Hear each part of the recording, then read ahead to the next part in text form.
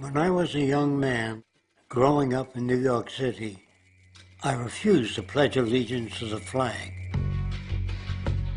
Of course, I was sent to the principal's office, and he asked me, "Why don't you want to pledge allegiance? Everybody does."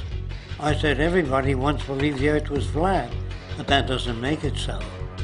I explained that America owed everything it has to other cultures and other nations, and that I would rather pledge allegiance to the earth and everyone on it. Needless to say, it wasn't long before I left school entirely, and I set up a lab in my bedroom. There I began to learn about science and nature.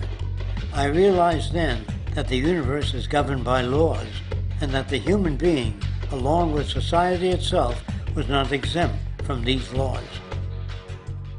Then came the crash of 1929, which began what we now call the Great Depression.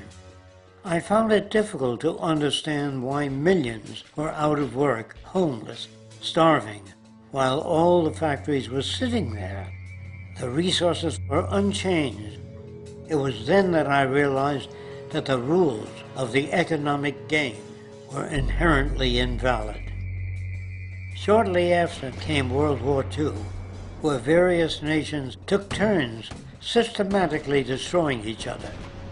I later calculated that all the destruction and wasted resources spent on that war could have easily provided for every human need on the planet.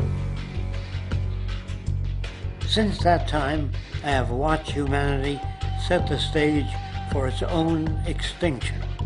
I have watched as the precious finite resources are perpetually wasted and destroyed in the name of profit and free markets. I have watched the social values of society be reduced into a base artificiality of materialism and mindless consumption.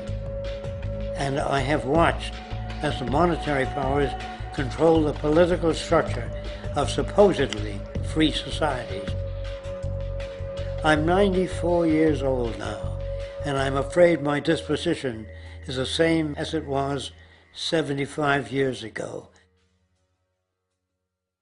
This shit's got to go.